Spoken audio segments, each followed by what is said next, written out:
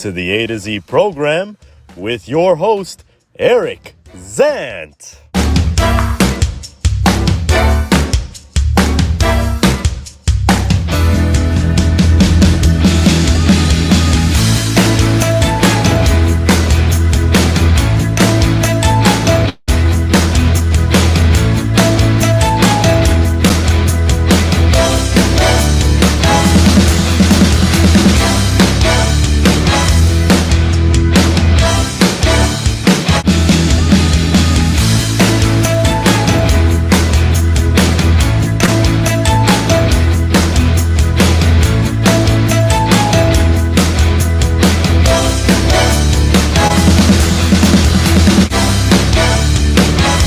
And now, who you've all been waiting for, Eric Zant.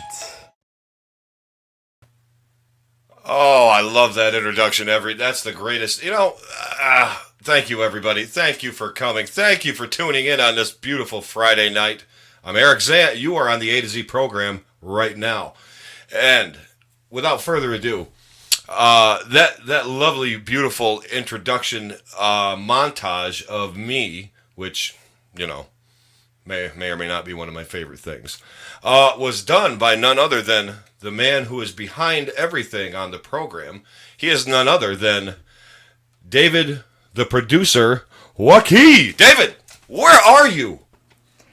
I am behind the scenes as per usual, and today I am producer young adult Dave. Producer young adult Dave. Not Yes. to be confused with the name of Dave that must not be named. Exactly. Not that name that we're not making a thing. No matter how many shows say it, it's not becoming a thing. It's producer young adult Dave today though. I have no idea what you're talking about. I've never even heard another name. I've only heard producer Dave and now young adult Dave. I'm confused. I'm really confused. Anyway, Dave, how's it going? What's going on? Nothing much, man. Here, Friday night, chilling. In South Florida, how's the weather down there today? I want to lie to you and say it's beautiful, but I can't stand the humidity down here every single day. It's getting worse, huh? You can tell it's getting to that spring, summertime, and where's winter? Winter was here for like a week or two. I want it back. Give it to me back. I would love to give you some of our winter. I mean, we've had it for since October. Oh God! And we had a nice week this past week. We've been in the 60s and the 70s up here. Everybody's wearing shorts. Nice. Yeah, and we had wind advisories today. Like when I was going home, I saw 2 telephone poles that were literally snapped in half from the wind. So that's pretty cool. Yeah, that's pretty cool. What's up, Sam? Hey, Sam. Boss. Oh, the boss is here. Hey, boss, how you doing? Anyway, we're all glad that you joined us tonight on the A to Z program. The boss, just so you know, Living the life. living the life. Look at this. I spent the day in my pool.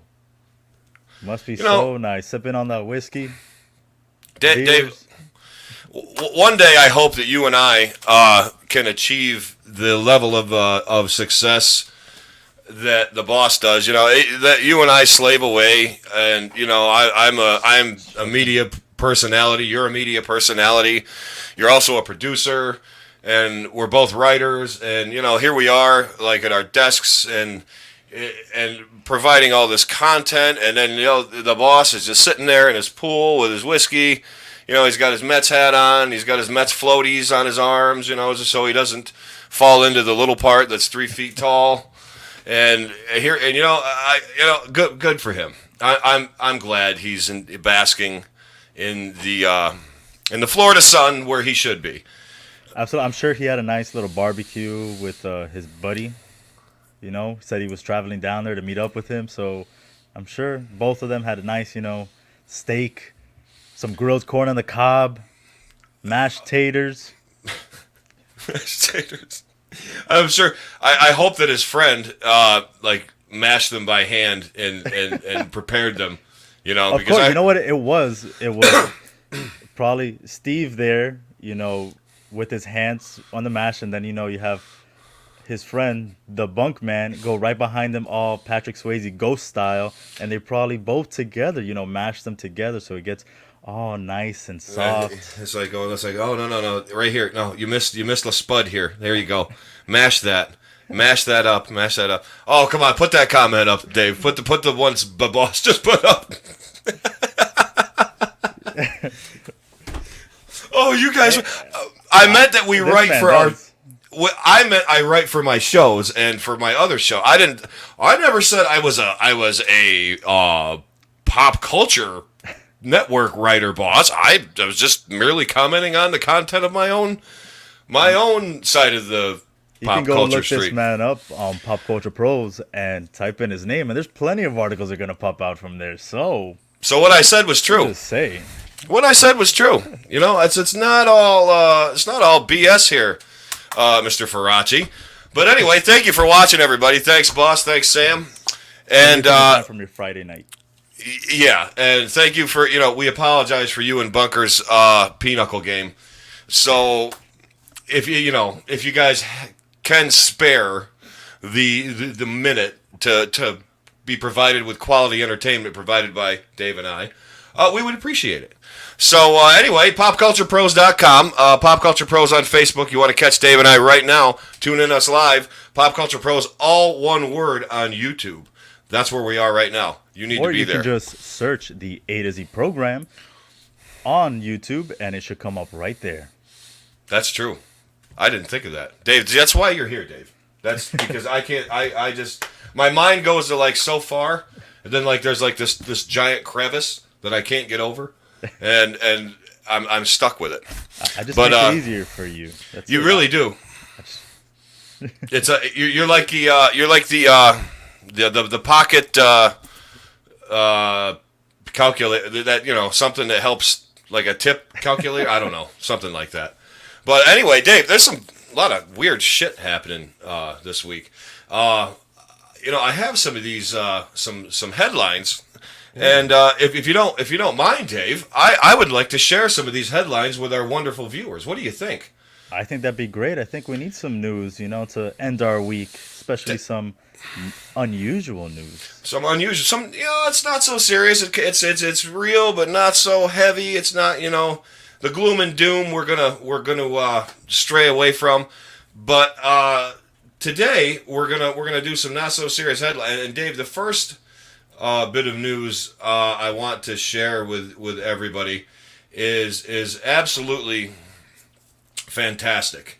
Only in India, it is an Indian man stabbed to death by a rooster after attaching a knife to him in an illegal cockfight. Now, cockfighting, as people may or may not know, is when they pit two testosterone overloaded roosters together and they fight to the death, right, Dave? I've never done that before.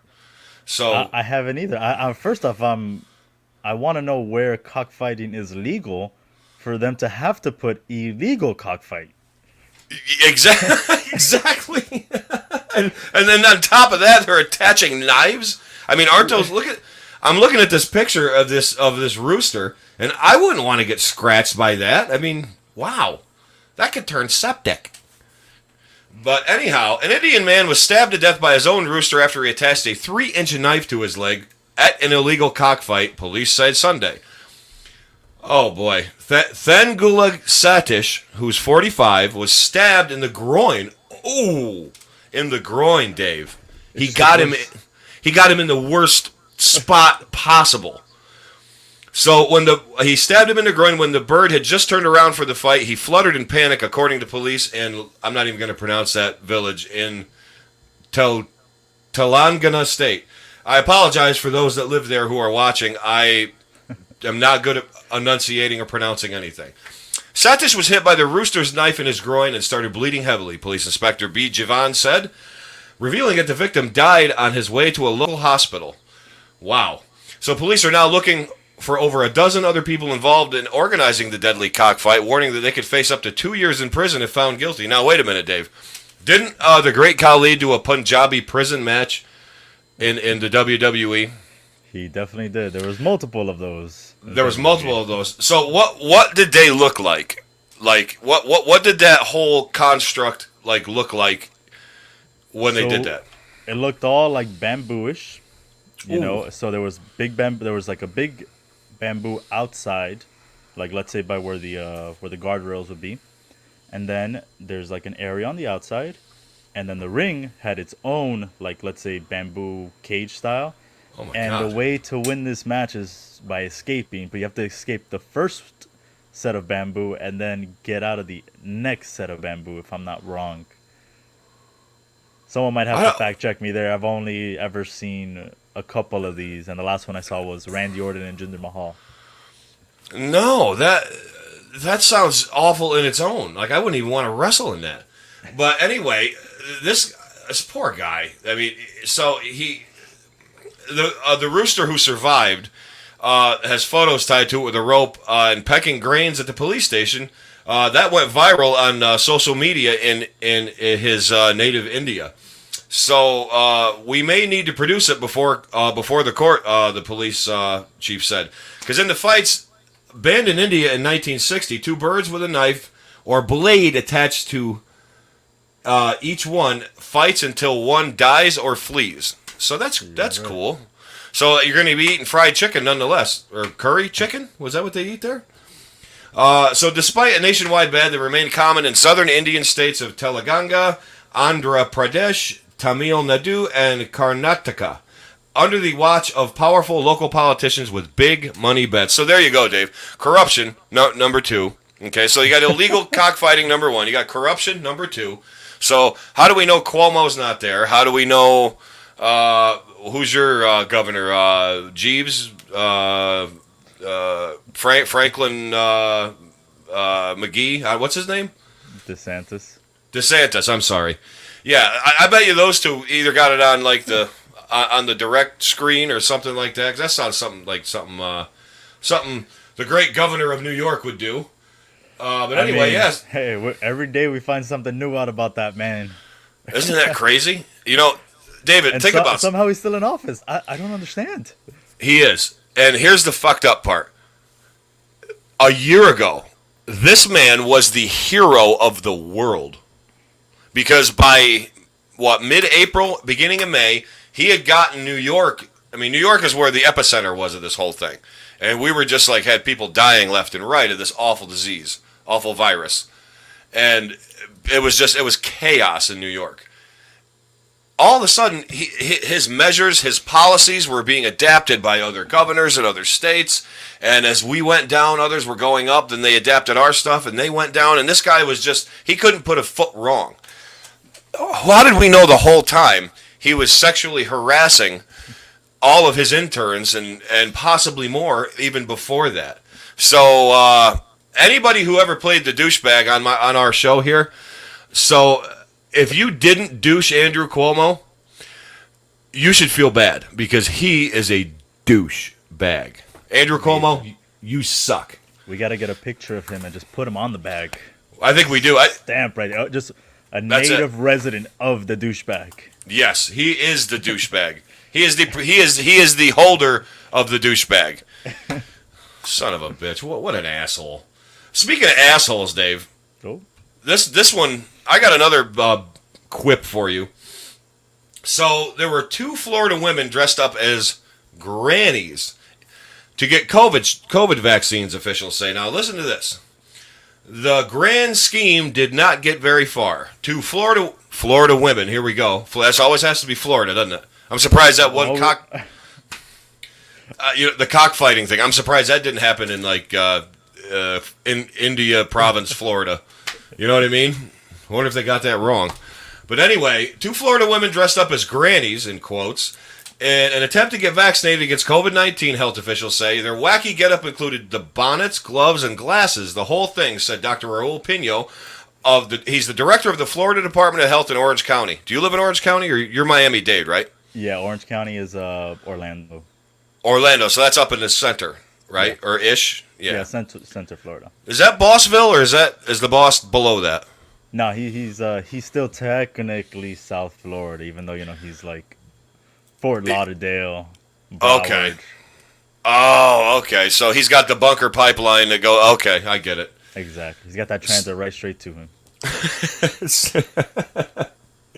So, the workers at the Orange County Convention Center, where the vaccine site was, said the women looked funny and stopped them before they could get the shots.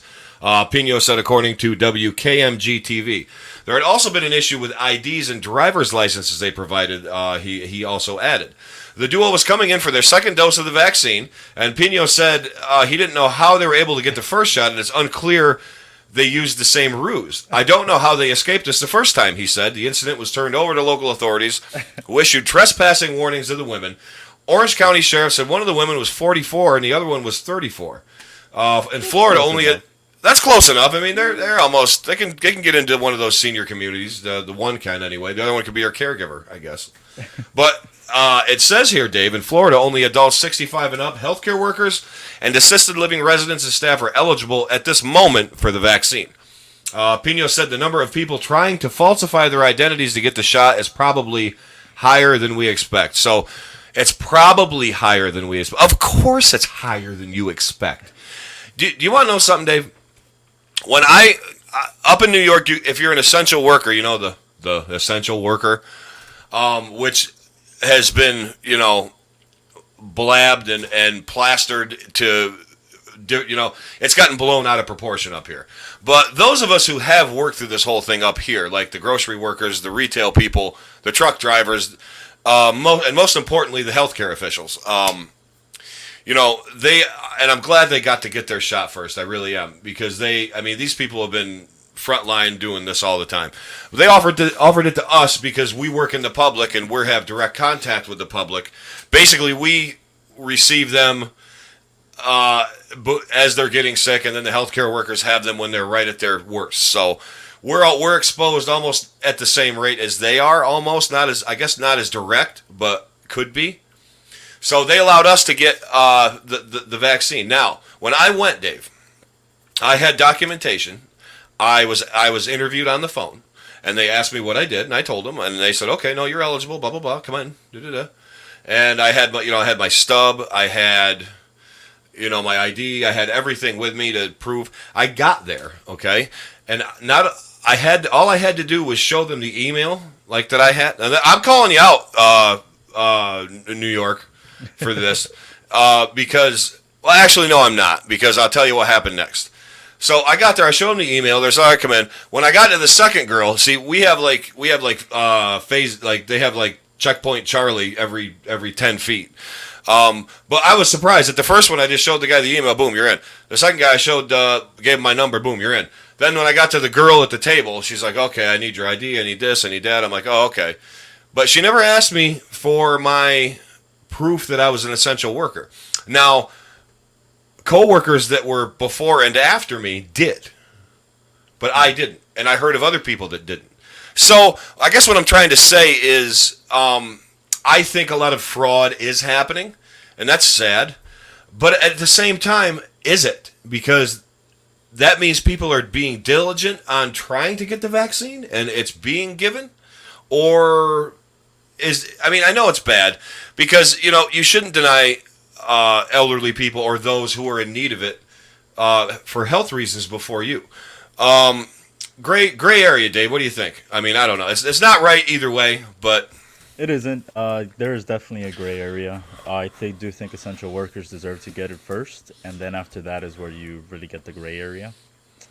So it depends. The fact that these women, I think if these women were already given the first dose, they obviously found a flaw in your system. Give them the second dose, and be like, "Hey, just keep it quiet." And we personally need to, internally figure out how the hell this happened, and make sure it doesn't happen again. Dave, what if you and I decided I came over to your house. I had this big bag with me, and I'm like, "All right, Dave, I got gray hairspray color. I got like these like this makeup that makes us look wrinkled, and I'll give you an old man hat, and I'll put spots all over my face, and I'll have a cane and stuff, and you kind of you hold my arm and help me walk, but you're half blind, going, "Where am I?" Can you imagine it? Now, if I went up to you and said, "All right, Dave, we're getting in. We're going to get the shot, blah, blah, blah."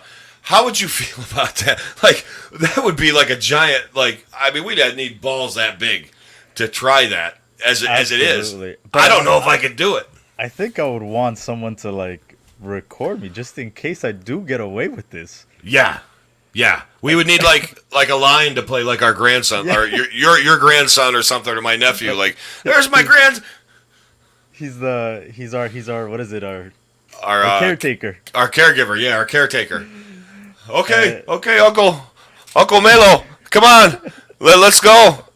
Oh, come on, get your friend moving here. He can't move fast.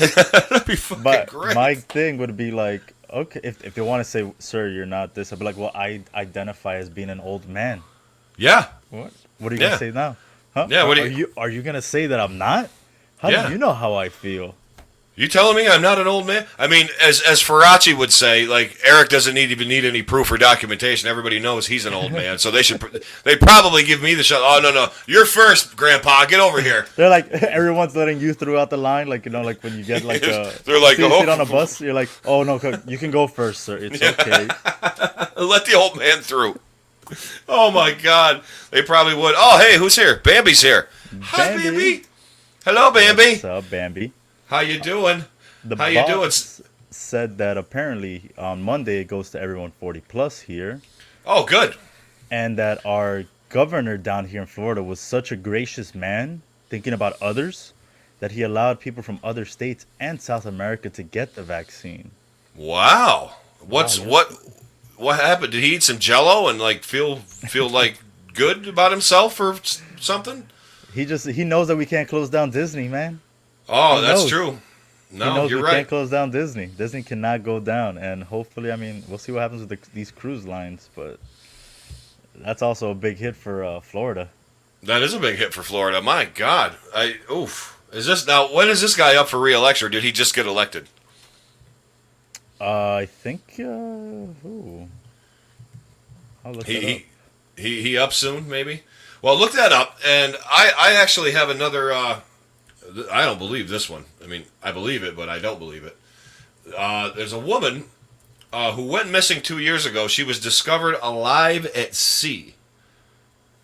Now, I know what you're thinking. 2023, by the way, is when his term ends. That's when his term ends. Okay. Yeah. So you have 2 more years of him. I have, I think, 1 more year of douchebag, unless he either resigns or gets forcibly removed. We can say that there's a lot of other governors that don't know how to do their job before we start looking at Mr. DeSantis. Yeah, I feel like in the 50 governors of our country, where would he be? Maybe 27, maybe 16. It could be. I think a lot has to be taken into account of that we are a big state. You are, and we can't have him be judged with the people of Montana or Idaho, where all they got to worry about is how many potatoes they're gonna, ship out to the country. Yeah, or what do they do in Seattle? Coffee, like Washington? No, the amount of the Starbucks. Oh no, we can't open one on another corner. Bambi, to answer your question, I have not gotten mine yet. As a lot of people have referred to me, I am still a young adult, so I have not qualified, and I'm not an essential worker. I think you're essential, Dave. Thank you. I'm essential. You are. If you hear that, Florida, David is essential. But David, who wasn't essential was apparently this woman who was lost at sea for 2 years. In a survival saga of the ages, a Colombian woman who had fallen off the grid 2 years ago was miraculously discovered alive at sea by flabbergasted fishermen. It actually says flabbergasted. Good use of flabbergasted there. Video of her dramatic rescue has since gone viral.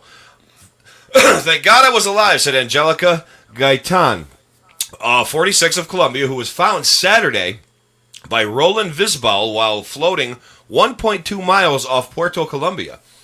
The stunning footage shot by the rescuer, Visbal, and a friend named Gustavo, can be seen maneuvering the vessel towards the suspended woman who appears unresponsive. In fact, they initially took her for a piece of driftwood until they realized her hands were up as a signal for help. The Valiant Duo, is heard in the clip trying to get the waterlogged woman's attention by calling out both in English and Spanish. Unfortunately, Gaetan was unable to reply with subsequent reports that she was suffering from exhaustion, hypothermia, and had been adrift for 8 hours. The pair finally managed with some difficulty to retrieve her from the water using a rope attached to a life preserver. No way. So they tied a rope to a life preserver and they threw it to her? I'm sorry, that's like the cartoon thing, yeah. So, it reported the victim's first words after being rescued were, "I was born again. God did not want me to die." Well, that's nice. Further attempts to make conversation with her backfired as Gaetan burst into... I lost my spot here. Finally managed with difficulty preserved. Burst into... What's going on here? I don't want a Galaxy 910.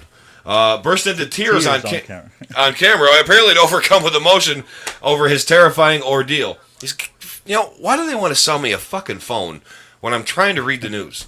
They could have a little more consideration than that. Fortunately, the heroic fisherman managed to bring the survivor to shore. She was reportedly tended to by locals before being taken to the hospital.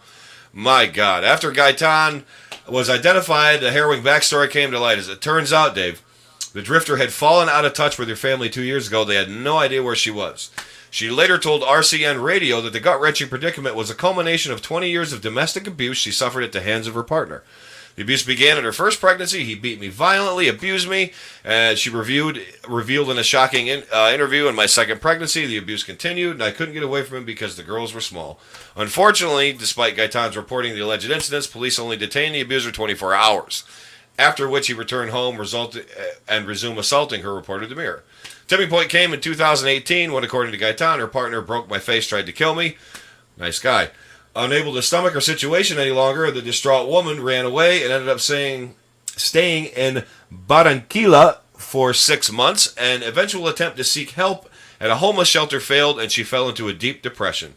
I did not want to continue with my life, said Gaetan, who later took the bus back to the beach, decided to jump into the sea, and the survivor said she remembers little after that point because she came unconscious. Police are still investigating the circumstances surrounding her disappearance and rescue.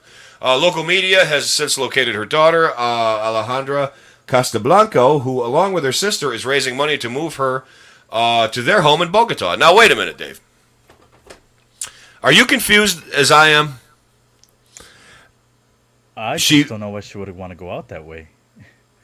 Now, she left in 2018, late 2018, and she stayed here for 6 months, blah, blah, blah, tried a homeless shelter. Okay, so there was time lapsed. She wasn't just floating for 2 years. That's where I was going with that. Okay, yeah. Okay. Because I'm thinking to myself, oh my God, she's turned into a turtle.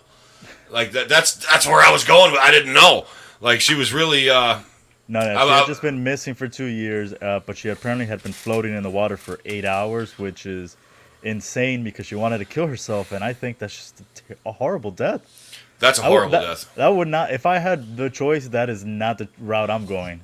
No, because you got what? Jellyfish, sharks, pirates, giant squid. I don't know. I wouldn't want to be floating there. Who knows? Yeah, mermen, the Leviathan, Bunker might be out in a rowboat. You never know. It's come on. But that's. If anyone has ever been on a cruise and you've stepped out at night to look at the ocean at night, it is one scary ass scenery because you see nothing. So I don't know. I mean, again, it didn't really state a time. Obviously, they found her during the day, but if she had been out there for 8 hours. Maybe she went at night. Who knows? But that's something I would not want to go through that. It's scary. You just don't know. There's no end. Dave, you brought up a good point because you actually work in the cruise industry, correct? Correct.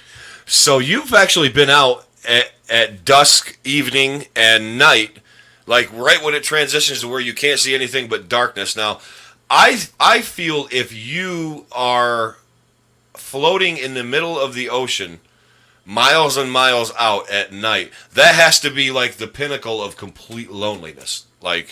You are other than outer space, that's got to be the worst. Absolutely. Because you're just looking around. It's like, oh, look, there's nothing. Wonder what's behind me. Oh, nothing. Oh, nothing. Okay, well, what's over there? There's nothing there. Oh, water, and there's water below me for 12 miles. Oh, great. So maybe the Kraken will come up and just swallow me whole. That's what I would be worried about. But The boss says he loves it. It's pitch black. It's like what he's saying there. You don't see anything, so you probably won't light. even be able to put up your hand and see anything. Like it's scary to even think. that you know, is. and I know, just from being here in Miami, you have a lot of families that had it rough in Cuba, and the way to come here to the States when they still had the wet foot dry foot thing was Yeah. in a little raft and hoping that in 90 miles you hit the United States, and if you didn't, you didn't know because you didn't know where you were going. You didn't know you were taking like the giant risk in doing it. And think about the people that made that trek, Dave. That is amazing. That is amazing. That is absolutely amazing. That's fortitude. That's heart. And that is just like, I myself. People need to understand how hard it must have been in Cuba to be able to go through that. Like Yes. how rough it was, that they just would rather take that risk than Mm-hmm. stay another day under that dictatorship that they were under. That and like I said, my hat's off to those who made it here and who made themselves not just a better life, but made our country better by contributing to it. So we applaud you for trekking that and getting away from that asshole. So anyway, Dave, we got one more here that I think is cringeworthy. And keep in mind, I didn't read this one before I'm presenting it. So, in Russia, dogs are mysteriously turning pink and blue.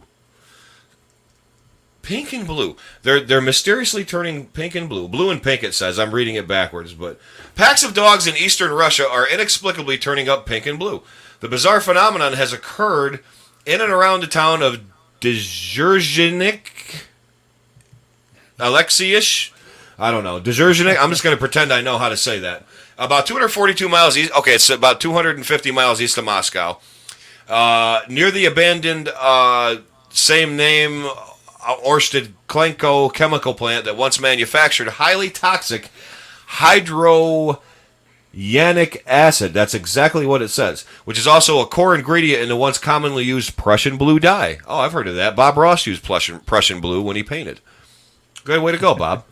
Experts believe this detail may help explain why some pups are now blue through and through their excrement, according to vets. Without clearer details, of course his name is Dmitry Karakalin, that sounds like one of those cosmonauts that disappeared.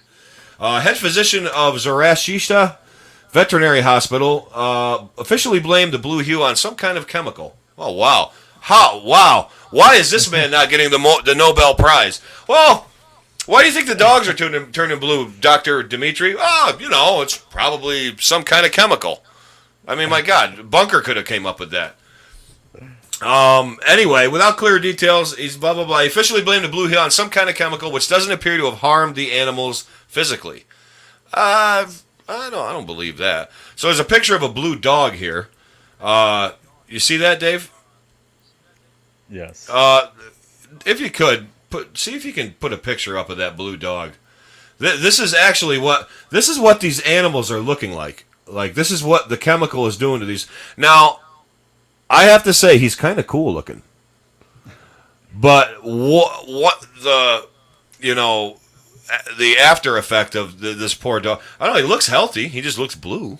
I don't know. But I got a better photo. You got a better photo of him. Okay. But while you're doing that, Dave, examiners from the Lobachevsky Research Institute of Chemistry in Nizhny Novgorod State University. I'm sorry, Russia, but if you learn how to use the vowels in the right place, I would be able to pronounce your names better. As well as a committee, I know, I'm not Slavic, I have no idea. As well as a committee for state veterinary surveillance found no signs of irritating chemical burns, while results from blood and stool tests did not reveal toxicity. So, Dave, it just might be like giant food dye for the dogs. Just dog dye. So, like, if you want like Rex or Timmy or Lassie to turn pink, send him to Russia and have him wander around and shit in the of Dmitry Ovgatsky forest or whatever the hell it is.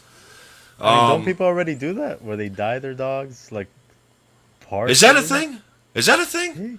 I think I've seen. I'm pretty sure that whatever they use is not I think you're toxic, right. but I think people do that already. I got one of the pink dog right here.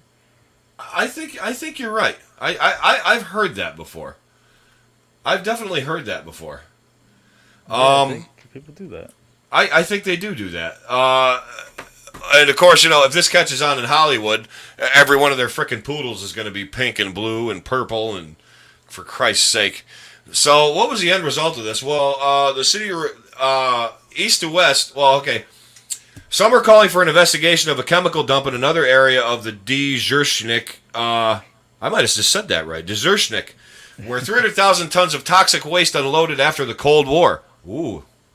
And a nearby Crystal defense plant was also implicated in local reports. So the officials from east to west has reported that the city officials are calling the claims exaggerated. But it says here this dog appears to be turning pink. The officials have yet to comment. So it's typical. It's typical Russian, there's no proof of that. That smells of the Putin regime. And I don't know, Donald Trump. I don't know what. I don't believe any of that anyway. I don't know. I'm not there. I don't ride horses with Vladimir Putin. So, anyway, there's the not so serious headlines. Blue dogs, lady lost at sea. Roosters killing men in India. That's our world. Oh, and grandma and young people dressing up as grandmas, getting the COVID shot. Way to go. I actually got one for you as well, sir. You do, Dave? I do. Well, hit me. And it's something that should affect all of us, especially me, because I had this exact same brand this morning. You did? I did. So, the Ooh. headline reads, I'm sure maybe people have heard about it, Cinnamon Toast Crunch investigating claims of shrimp tails in cereal. What? I had this very cereal this morning, so after reading this, I gotta go look at what I was eating. The article reads, Twitter users are scratching their heads over a Los Angeles man's claim that he found shrimp tails in his Cinnamon Toast Crunch, and the cereal's maker's explanations for the alleged findings. Jensen Karp, a writer, TV producer, and the man who, for everyone out there who grew up in the 90s, who I pretty much know who your 90s crush was, and that was Topanga from Boy Meets World. This man is married to her. He is married to Danielle Fischel. Whoa. Yeah, he contacted the Cinnamon Toast Crunch Twitter account Monday after he claimed to discover the fishy-looking items in his cereal. His tweet was, I'll put the tweet up in a second. It says, at Cinnamon Toast Crunch, why are there shrimp tails in my cereal? This is not a bit. At first, the cereal social media team apologized and asked for more information. They go, we're sorry to see what you found. We would like to report this to our quality team and replace the box. Can you please send us a DM to collect more details? Thanks.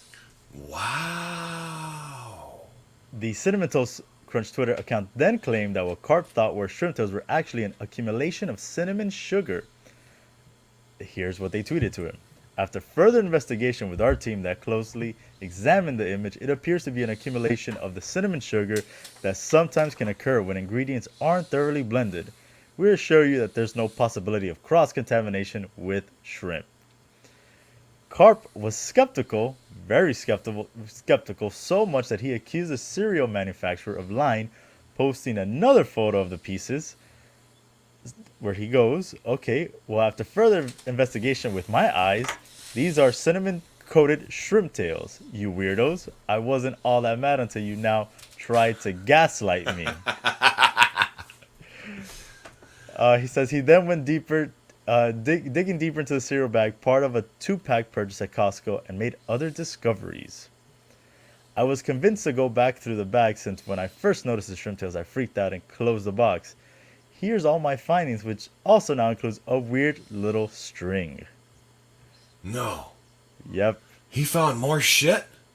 And then Karp said his wife, actress Danielle Fischel, who played Topanga, also discovered what looked like dental floss in another cereal bag.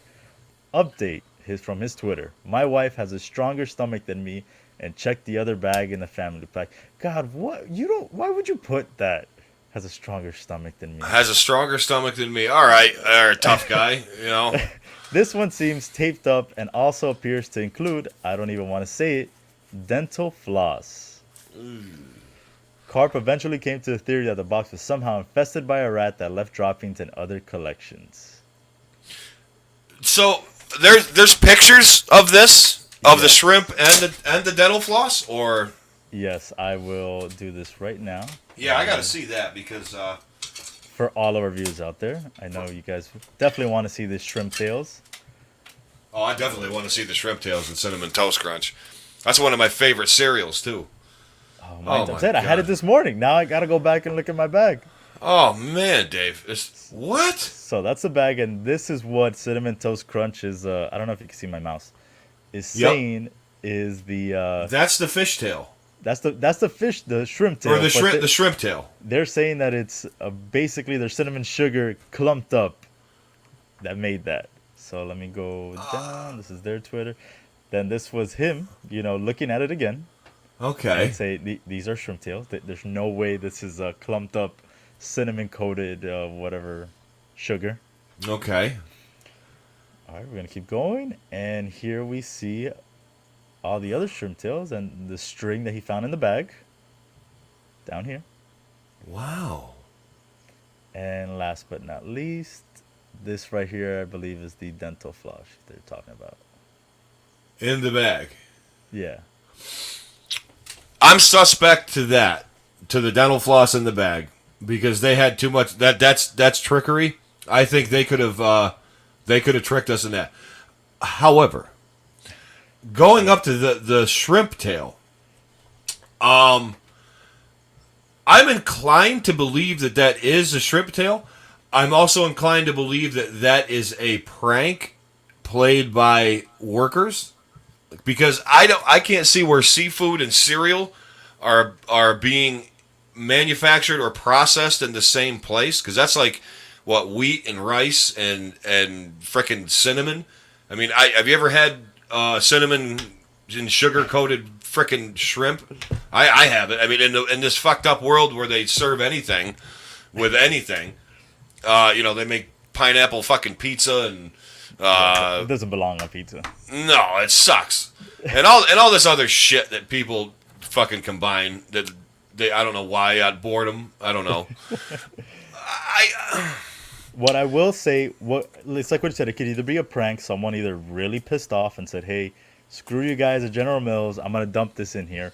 Or maybe someone on the job was just relaxing. Oh, I'm going to have my lunch right here because, I got it. Maybe it wasn't by choice. Maybe it was by choice. They're having their lunch. They had some buffalo shrimp from Hooters. They're like, oh, yeah, it's so good. Oh, my God. Ha, ha. And bam, falls right into the box. I think, you know what, Dave? After hearing your that theory, I think you might be right. I think Karen McGillicuddy was having her like leftover shrimp scampi from the Bella Paese restaurant, and she was like, you know what, fuck this place, and she probably took it and fucking put it in the thing, and it got into the sugary part. You know what I mean? And basted it and fried it and cinnamon sugared it. I bet you that's what happened. Dave, you're exactly right. You are exactly right. That's exactly what happened. It's some disgruntled, I don't know, maybe like she didn't get her Netflix account didn't go through. Or like, I don't know, why, mascara ran. I don't know. Maybe she who knows? Maybe her BFF dated her ex-boyfriend from high school. It could be anything, but I think you're right. I think that a disgruntled worker did that. I think you're right. That's the bottom. We already got to the bottom of it. Look at that. You believe that? Not only are we bringing people together, but we're solving unsolved mysteries. Boss, you have gold here. Do you not see it? Do you see what we're doing here? We've solved this mystery. We've brought harmony to Florida. The next thing that's going to happen is like we're going to like solve the crisis in the Middle East, and like we're going to have like North Korea's official colors be pink and yellow. I mean, that's what's going to happen. That's what it's looking like. We're moving to it. It's going in that direction. Dave, speaking of strange things, you turned me on to something here. I'd like to read this if you don't mind. And while I read this, I would like you to present the picture partway through as I read this about our former president, Donald Trump. So there was a Trump wax figure. It had to get moved in Texas because people kept punching it in the face. How great is that? So a wax figure at the Louis Tussaud, not Madame Tussaud or whatever you call it. Louis Tussaud. Is that her? Is that how you say that? Louis Tussaud? I'm just going to just read things as they are, because obviously I can't pronounce anything. I mean, I can barely speak English, so I'm just going to say it as it is, and everybody can laugh at me later. So a wax figure of Donald Trump that was removed from display at Louis Tussaud's Wax Works in San Antonio, Texas, because customers kept punching it and scratching it. We've always had trouble with the presidential section, no matter who the president was, Bush, Obama, or Trump. They've all had people beat them. Clay Stewart, the regional manager for Ripley Entertainment, told the San Antonio Express News Ripley owns the Waxworks. Stewart told the newspaper that the Trump figure was beaten badly enough to leave deep marks on his waxy face, necessitating its move to storage. Now, where was it being stored? Well, the gang's all here. Here's Putin, Kim Jong-un, and our newest figure to our wax museum. Come check them out, and many others. Hashtag wax figures, Ripley's Wax, Ripley's Believe It or Not, San Antonio Riverwalk. So here you have Putin, President Trump, and Kim Jong-un. That's like, I can't even call that the Three Stooges. That's like... that's some type of weird dream team right there. That's like the... holy shit. That's like the Yalta Conference in hell. Like, I don't know what... I do want to give credit to whoever did the Putin and the Kim Jong-un one. They look fantastic. I don't know what happened with the Trump one. The Trump one looks a little off. The Trump one kind of... Yeah, the other two look great, but who does Trump look like? Does anybody can give us a... First of all, Dave, tell me who you think it looks like. It looks like somebody, right? Yeah, but it doesn't look like Trump. It doesn't look like Trump. Who the hell does it look like? Does it look like a principal or something? I don't know. Like I'm missing. He looks vaguely familiar, but the figure of former President Obama lost his ear 6 times. President George W. Bush's nose was punched in, and people are so aggressive about their political party, he commented. Ripley's made 3 Trump figures in 2016 for its various attractions around the nation, saying each one took its sculptors about 6 weeks to craft. Just as in real life, Trump's wet tracks. Trump's wax is polling about 50%, loved by some, loathed by others. The company said in a news release, Ripley's is currently working on a wax likeness of President Joe Biden. What do you bet his eyes are closed? I'm just saying. But anyway, so, Dave, who...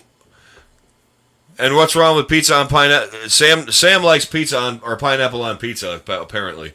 I'm sorry, Sam. I guess. Sam, I can't dig on that, man. I can't do it. But who does that Trump? Maybe he looks like a certain old school gentleman.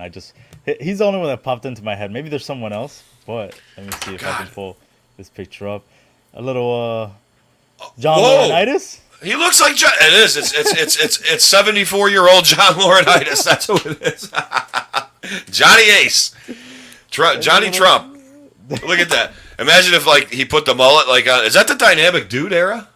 Wow, that's great. So yeah, it's that's creepy. It looks like, who the hell does it look like? I know who it looks like. You ever see One Crazy Summer? No? Never mind then. You're not going to get it. What? There's a guy, Joel. Is it Joel Murray? Okay, Bill Murray has a bunch of brothers, and they're all comedians, all actors. And Joel Murray, I think, is the youngest. And he was in One Crazy Summer with John Cusack, Bobcat Goldthwait, and whoever that other guy was. And he kind of looks like Joel Murray a little bit. So if you look him up sometime, you'll see what I mean. Like the jowls kind of, I don't know. They kind of Bob Newhart, maybe? I don't know. But anyway, you looking at it? You see it? Yeah. Yeah, Joel Murray. And he's funny, too. Joel Murray's really funny. But anyway, Dave, tell me something. What do you know about the Mandela effect? Ooh, I know that it's basically you thinking something that didn't ever happen. It's somewhat like if there's like another what is it people like to use, like a multiverse, Right. and it happened there, but for some reason you remember it. Right. Like you had a pocket of conscious thought in that multiverse, yet living in yours, or that was like flashed in ours and flashed out to create this virtual non-reality that didn't exist. But we thought it did because we thought we saw it with our own eyes. But the thing is, Dave, I have actually on my desk What do you have with that? the top 10. Our top 10 this week is the top 10 mind-blowing examples of the Mandela effect. And I'm going to tell you, you and I have looked over these. These are pretty wild. Like, some of these I wouldn't even have thought of. Some of them I've actually heard of. But other ones, I read them and I'm thinking about it and I'm going, that you probably did the same thing I did. You're like, what the hell? I never thought about this at all. And I'm thinking to myself, am I right? Am I wrong? Did I really see that? Did I not? And it's like that's how I was viewing some of these. So, this is crazy, Dave. I don't get it. Like some of these were fucked up. Like I just don't. Well, anyway, we're gonna go through, Dave. We're gonna go through the top 10 mind-blowing examples of the Mandela effect. So number 10. Dave, I don't live around any of these, but I've seen them. I mean, I'm sure that you have down in Florida. But the spelling of Chick-fil-A is widely disputed. Did you know this? I did not know this. Well, apparently, the popularity of this fast food restaurant plays into a well-known Mandela effect. Many people who love the restaurant remember it being spelled CHIC-FIL-A, Chick-fil-A, or even CHIK-FIL-A, Chick-fil-A. So chick with a C, chick with a K, although, David, they are both incorrect. Now, I'm going to be honest with you. I thought, just from my thinking about it, flashing through my memory, I thought it was the first one. I really did. I really, really did. But the restaurant has always been spelled chick, like it's like a baby chick, CHICK -Phil, FIL-A. That's how you spell Chick-fil-A. Well, I got all the ways that they've been spelled out throughout the years. I didn't know this restaurant was from 1967, but this is basically how the logo has been ever since. So it's that, okay, so we got that upper one, the Chick-fil-A, then the little cursive that nobody writes anymore. Oh, that's a chicken. Oh, I see the rooster, like the little things up on his head. Oh, wow. Look at that. Chick-fil-A, wow. So 2012 is the newest one. That's what they're going with now. Okay. Dave, I never even noticed that there was a chicken on the C. I never even noticed that. I'll be honest with you, I didn't notice until when I actually looked it up and I was like, oh, that does make sense. I guess, I don't know, maybe I don't pay attention to the logo. I thought it was actually with the K, because I remember the K, but I guess just because you're going through it, I mean, I like to mispronounce this on purpose. I like to say Chick-fil-A. I did too. I did too, Dave. I used to do that too. And I've never even been to one. I've only driven by one, and I've never ever in my life been to one, let alone like the very few glances that I've had to it. I've never never have I, thought I was just thinking like it was like CHIC. I had no idea it was CHIK or CK. I had no idea about that. Not at all. So, yeah, Chick-fil-A. So Chick-fil-A is CHICK, Chick-fil-A. That's number 10. Spelled. It's properly spelled, guys. Properly spelled. There is no ifs, ands, or buts about it. So let's move on. Number 9. The Queen song "We Are the Champions" does not end how most people remember. Now, this is like one of those iconic songs that I would say 80 to 85% of people in the United States and the United Kingdom, because that's where Queen are from, but they were so popular over here, I would say 80 to 85% of the population has either heard this song, knows this song, or like really loves this song. So, but the thing is, David, this doesn't end like everybody thinks it does. Many people remember singing their hearts out to this song, especially after a big win at a sporting event. Woohoo, Jock Jams! So, many also remember the song ending, "We are the champions of the world." However, the song actually ends with, "We are the champions." This has caused many to feel that words are missing from the song as they wait for the line that is never delivered. The song does say the famous lyric people remember, but not at the end, which only adds to the confusion. So, he proclaims in that verse of the world, but that's not where it ends. He just keeps going, "We are the champions," and blah, blah, blah, blah. Now, I kind of know this, but I kind of don't. Well, how do you feel? I definitely do know this, and I've been asked this one, and I'm like, yeah, it doesn't end that way. That's in the middle of the song, where he goes, "of the world," and then he continues.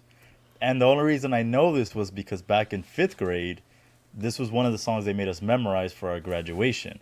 Really? So I remember that particular part where it goes, "We are the champions of the world," and then it continues going, and then it ends, "We are the champions." It does too, because "of the world" is not the ending of the song. I wonder if, like, somewhere in Radioland back then, like, they edited a version of the song where it ended right there. I don't know. I just wonder that. It could be, or someone downloaded it, and back in the day, you had your LimeWire downloads. Sometimes you didn't get the whole song or the right song. People cutting and editing things, so maybe that could have very well been. Well, Dave, I've got one that's going to blow your mind. All right, let's do it. Number 8 is going to blow your mind because I'm going to be honest with you. I really thought this was true, but it's not. The Monopoly Man, Rich Uncle Pennybags. Everybody knows him from the game Monopoly. He's the old guy with the top hat and the monocle. Or does he wear a monocle? Guess what, Dave? He does not wear a monocle. Perhaps the association. No, Dave, he doesn't. Are you hurt by this? I am. Because they've had to have had him had a monocle at one point or another. I think you're going to have to investigate, because it says here, the association of monocles with the wealth in old times in movies, cartoons attributes to this false memory. Many people believe the face of the popular board game Monopoly wears a monocle, although he does not. Halloween costumes of this character have even been sold with the monocle, which only adds to the confusion of this seemingly missing item. Now, I got to call bullshit, because I swear I've seen this guy, like, in advertisements, even on the board game. Dave, do you got the board game? I do have I have the board game. Oh, there he is. He's not wearing a monocle. Well, wait, I got another picture that I guess they're talking about the Mandela effect. So everyone watching, and you could tell me as well, which one of these two looks more familiar? Because they have them side by side. Yeah. Let's see this shit. Let me put it up. Oh, look at that. Oh, boy, now I'm starting to, like, have something's going on here. Ooh. I can't tell if the monocle belongs now, or he doesn't. I can't either. I'll be honest with you, it does. The guy on your everyone's left looks naked without it. The guy on the right is what I feel is the real one, but apparently it's not. Dave, how is this true? I don't know. That's why I'm looking at both, and I'm like, I can't tell which one belongs. But what they're telling us, the real people, is that the one on the left is the true Mr. Pennybags. Yes, that he's never had a monocle. Was he wearing one like in one like snippet in the game maybe, and like that's what people? That's what I'm thinking. Maybe there was just one time where he had the monocle, and people just remembered it. I don't know. I think the only one. Oh, Sam says the only one that had the monocle was the Peanut Man. Sam, you know what? Mr. Peanut's an old timey pop culture figure too, an ad icon. Maybe Dave, we're confusing Rich Uncle Pennybags and Mr. Peanut. He wears a top hat. He wears a top hat. He has a cane. His monocle though is on the other side though. Mr. Peanut? Yes. Oh. The Monopoly has it on the left. Mr. Peanut has it on the right. Mr. Peanut has it on the right. So now we're not just seeing a false image. We're seeing a mirror image of that. So now we're disassociating that with the left side of Mr. Peanut. We're being thrown some multiversal sludge here. This is fucked up. Wow. Well, if that wasn't bad enough, Dave, this is going to affect a lot of your generation. Even my kids, they like Pokemon. Pikachu. How well do you know Pikachu? I could say, I grew up with Pikachu. And you're pretty familiar with Pikachu. Yeah, I actually have a Pikachu card right next to me. You do? Well, did you know, Dave, that Pikachu's tail does not have a black tip? That I do. I know it has brown, but I know yeah. You do know that? Yes. Okay, so it says, while some hardcore Pokemon fans may not be fazed, a.k.a. Dave, by this Mandela effect, many are surprised to learn that Pikachu's tail does not have a black tip. The yellow tail does not look out of sorts by any means, but when compared to a tail with black, many believe the black tip looks more natural than the tail that Pikachu has always had. Due to the large number of people remembering Pikachu's tail this way, it has become one of the most popular and shocking Mandela effects. I'll be the first to admit, Dave, I thought Pikachu had black on his tail. My experience with him, though, is playing Super Smash Brothers, so don't go off anything I know. But you have a Pikachu card there. Are you showing it up there? You are. Oh, there's Pikachu there. So that's what they're trying to say people think there is. That's actually Pikachu. Yeah, so the Pikachu is... The real one is the one on the right, where you just have the little brown spot at the end of the tail, which is what I remember. Okay. So the one on the left doesn't have that. It just has the black tip. Just the black tip. Yes. Okay. Wow. I would think both are right, but you want to know something? Now that I'm looking at the one on the left, it does look Charlie Brownish. Yeah, it kind of looks off a little bit. It doesn't. I don't know. I think the one on the right looks correct. I really do. Same here. No shit. That's oof, boy. So anyway, that's Pikachu. Now, Dave, number 6. Number 6 is probably the most famous. I'll say one of the most well-known examples of the Mandela effect is the Berenstain Bears. Okay. Now, do you remember anything about this? Because growing up, I always remember the Berenstain Bears, but the Berenstain Bears seems to have changed its spelling.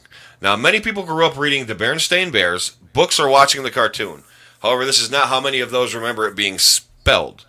A great deal of people around the world believe it is actually spelled Berenstein. Berenstein. Berenstein. That's how I thought it was spelled. You thought it was spelled that way? So did I. I thought it was like Bernstein Bears. Isn't that what it was? Bernstein Bears. Yeah, but I guess it's Berenstain Bears. Now, old book covers and VHS tapes with the spelling proves this once to be true, which begs the question of when and why the spelling change. Now, David, have you any example? You do. So, there's the two. Okay, so I'm guessing you as like I think that the one that looks more comfortable to me is the one on the left. Mm-hmm. Because I'm going to be honest with you, when I was reading that, I that didn't sound comfortable. Me talking about that at all. I didn't, not a bit. No, not at all. I'm reading them and I'm like, okay, the Bernstein Bears and then the Bernstein Bears. I'm so baffled right now that the one on the right is the correct one. How? It even said that there were people that had. Okay, Bambi agrees. Bambi, you remember the one on the left too? Okay, that's the one I remember. Now it said in the article. I wish I could find the books that I had of these damn bears, but I know I don't have them anymore. I bet you I'd like to see it. Yeah, but I bet you the Illuminati have already like erased everything, like any info, and probably confiscated every tape. That because it said there were examples of VHS and storybooks that had it spelled like we're remembering it, Berenstein Bears. That's insane. That's wild. That is crazy. I think, and that's one of them that started this thing. Because that's one of the more common ones that I remember when I first heard about this. Mm-hmm. The Berenstain Bears was one of the big ones. So that there we go. So that one can proverbially be the like that's like the floater in space. Like like a lot of people are listening to this and saying, okay, well, you know, Chick-fil-A and blah blah blah, Pokemon, we're the champions. I understand, but now with this one, everybody's probably going like, Now they're really like, wait a minute. Yeah, now they're like, what did you guys uncover here? And it's like, oh, okay, well, we're not afraid to speak about it. And if the men in black come later, I am not at home. So, Dave, let's move on to number 5. One of the most famous lines from I Love Lucy was never actually said. Now, I'm not a giant fan of Lucy. I know what it is. I know what the premise of the show is about. I know who Lucy is, Lucille Ball, Desi Arnaz. So many people believe Ricky said, Lucy, you got some splaining to do in the famous show I Love Lucy. The line has been quoted by many television shows and movies as well as the I Love Lucy fans. However, this line was never said. Don't believe it? Search the internet for yourself to see if you can find it. Better yet, rewatch episodes and find out where this line was said. Good luck. I'll be honest with you, Dave. I have no goddamn idea what anybody is talking about. So he doesn't say that at all? He doesn't say that at all. He says none of that. No. You think so? I've briefly, I guess I kind of know, but I'm not. This one's not ringing a bell. Lucy, you got some splaining to do. Because I know he would say, Lucy, I'm home. That's what I was thinking it was going to go to. I had no idea splaining to do. I obviously know that means explaining, and he's just shortening it. But I don't. No. This one's like baffling me. I have no idea if this is true or not. Unbelievable. I obviously don't have the time to look up to see if he ever says it, but my goodness. I really thought he said it. Oh, you really did think he said it? Okay. Yeah. So, Dave, you're gonna have to do your own independent study of this, and on Monday you're gonna have to let us know what you found out. So tune in. He said it. Tune in Monday. Dave is gonna find out if this is true or not. So I guess this is just getting better and better because after the Berenstain Bears and now with I Love Lucy, we're really getting into the gritty nitty. So yeah, so Dave's going to do that. Dave's going to find that out. And, Dave, we're going to move on to number 4. Now, this one, I could have swore was true. And evidently, it is not. And, yes, I regrettably say up till about 6 months ago, I had never seen Silence of the Lambs. I finally did watch it. And I watched it more than once. It's a really good movie. I was going to say, did you enjoy it? I thought it was a good movie. I did think it was a good movie. I ate his liver with fava beans or something. I can't remember what he something like that. But there's a line that people have quoted around the world, but it is actually not wrong. Hannibal Lecter never said, "Hello, Clarice." He never said that. So that was never said. Hannibal Lecter actually says, "Good morning," when he first meets Clarice. The Mandela effect has shocked people, and as so many vividly remember the line, "Hello, Clarice," despite it being absent from the film. Now, Dave, I just recently watched this whole movie, and you want to know what's very weird? I remember him saying this, and he evidently didn't. Now, you've obviously know this movie and seen it. Do you remember him saying that, or do you remember him saying "Good morning"? I don't remember. I know, this is getting crazy. Bambi's saying that he did it in the second one for sure. Are you sure now? Bambi, is this true? Cause I'm not too sure. Maybe it was in the trailer, and they cut it out, and maybe that's why people remember it. That could be it. That could be it. But boy, God, now I'm gonna have to rewatch it. Damn it! It was a good movie. It was. I remember the fava bean part. I remember him. Was it the census guy or something he ate? I ate his liver with fava beans. Or something. I'm misquoting that. I'm not doing, what's his name? Anthony Hopkins. Hopkins. Any justice. I'm better off with Bill Cosby and Barack Obama. I'm not going to try to imitate Anthony Odin. So, yes, he called her on the phone, and that's what he said. Oh, did Bambi find the conundrum in the rip in space-time? Did she just find that? Does the axis of time exist in Harpersville? Oh, okay. So maybe both they're combining both Hannibal and Silence of the Lambs. Because I just found the clip, and yeah, he says good morning. He says good morning. Yeah, he doesn't say. Does he ever just say Clarice? I think he does. Probably. He has to. He has to. You know what I think of, Dave? When I think of Clarice, I think of the Rudolph cartoon from the 60s. Clarice, aren't you going to make fun of my nose too? Which, I identify with because I have a big nose and people used to make fun of it. People that, Hey, same here. So, fuck them. They don't have a show. We do. Anyway, number 3, Dave. Now, this one's going to touch Timmy and Ed and all of our fellow Star Wars fans, which I include myself in. This is going to irritate them a lot. But I think the true fans know what Darth Vader actually says. Number 3 says, Darth Vader does not say, "Luke, I am your father." He doesn't say that. This is arguably one of the most famous lines in cinema history. However, "Luke, I am your father," was never said in any Star Wars films. Instead, Darth Vader tells Luke, "No, I am your father." You remember that, right, Dave? I do.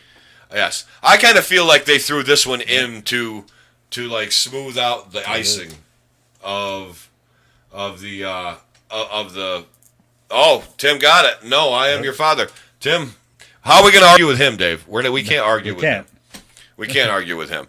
Tim, if anyone doesn't know, Tim Tabala is our resident Star Wars expert / guru.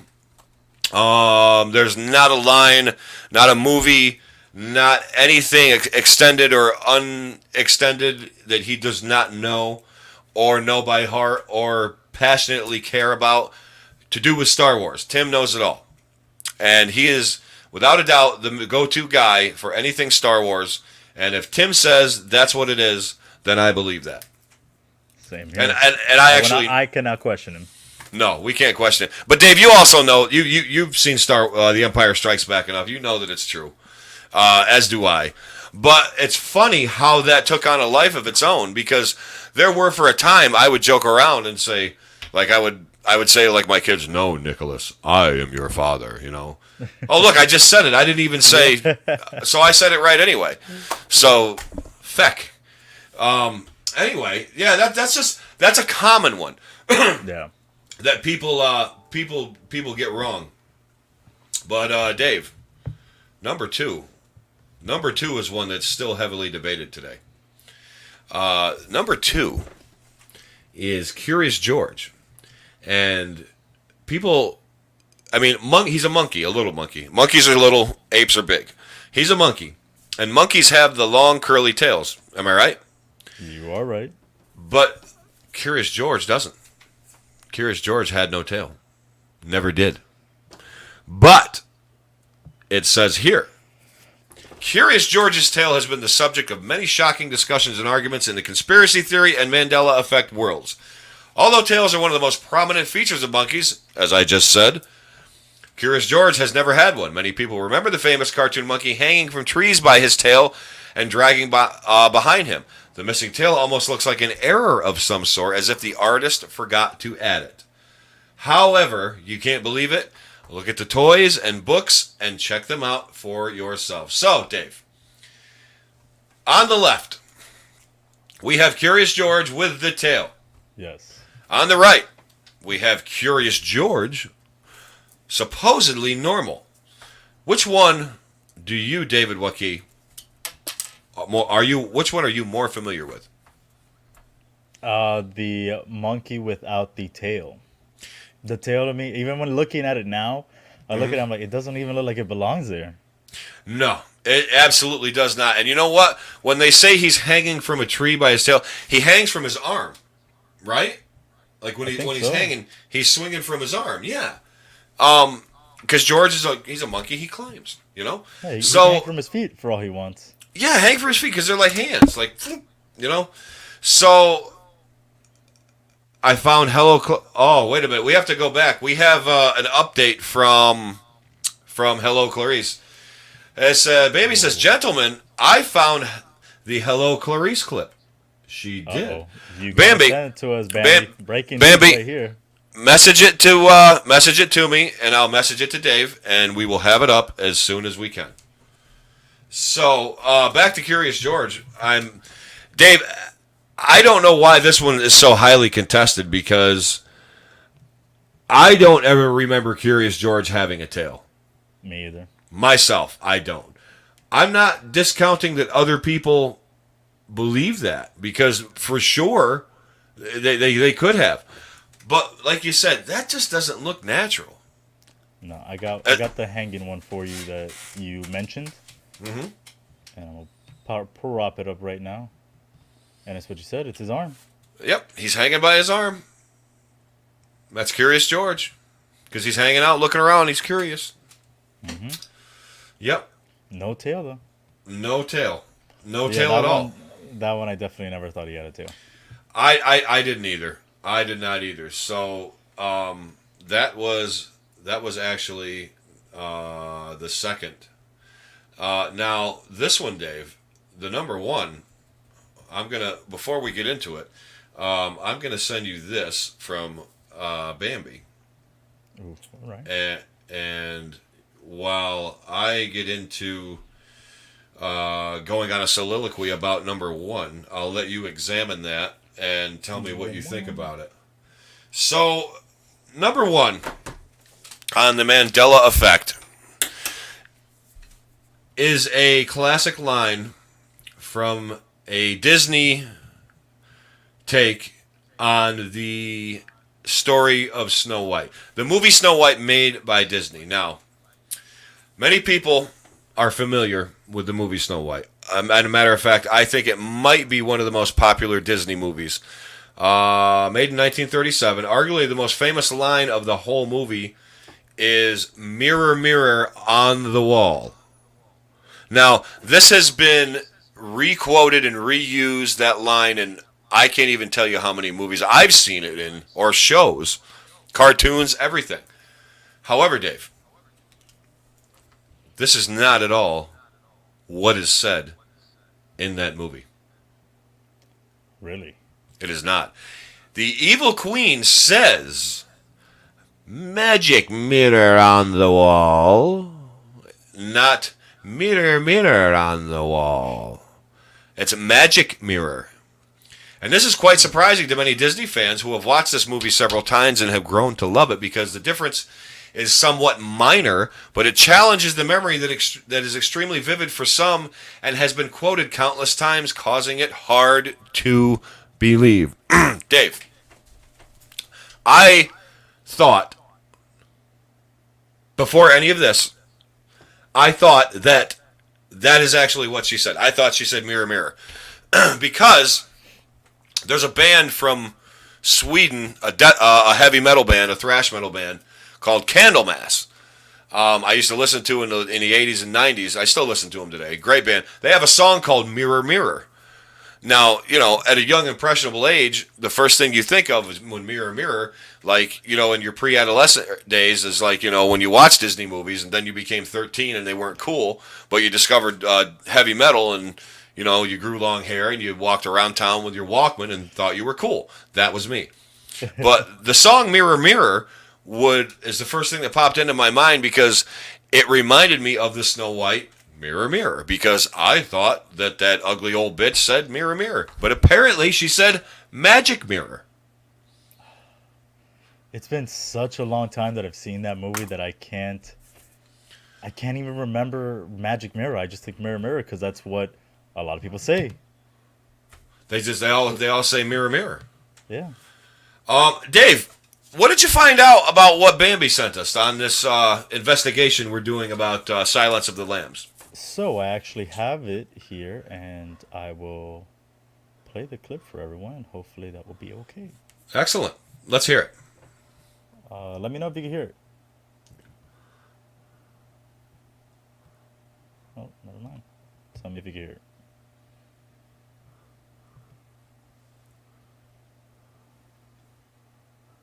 Do you hear it?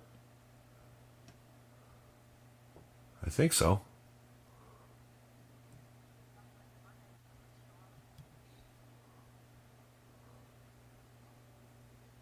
Vaguely.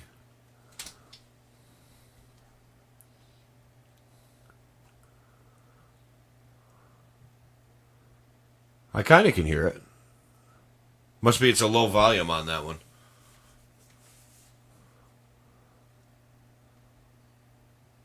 So he said it. He did say it. Yeah. I saw him say it. You heard him say it? Yeah. Wow.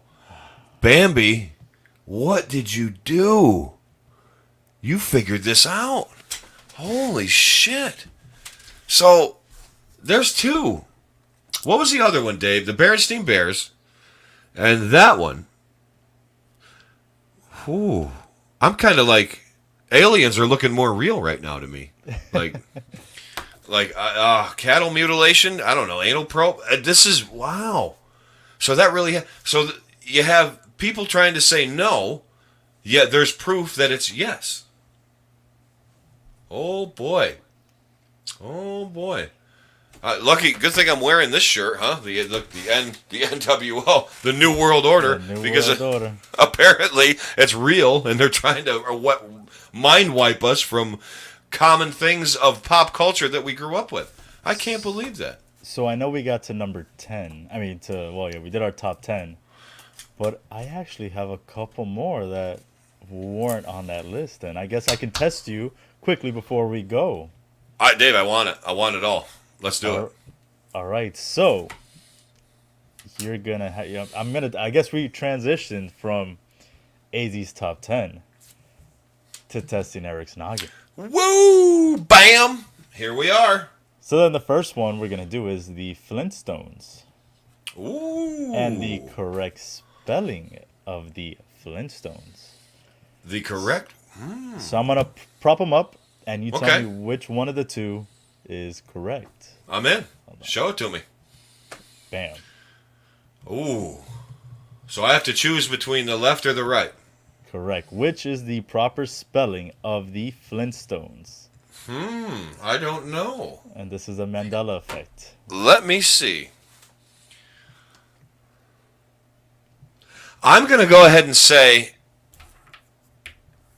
it is Flintstones, the one on the right. I want to say the one on the right. All right. And the proper spelling of the Flintstones is two T's. So it is the correct one, the one on the right. Flintstones. And Bambi was right as well. Bambi was right as well. Nice. Now, Dave, you almost got me on this one because I immediately looked at this one on the left over here, and I'm going, "Oh, that's the one. Fuck it. That's the one that I know that's the one." But then I got thinking, Flint Stone, or Flint and Stone are two different, are singular words put together.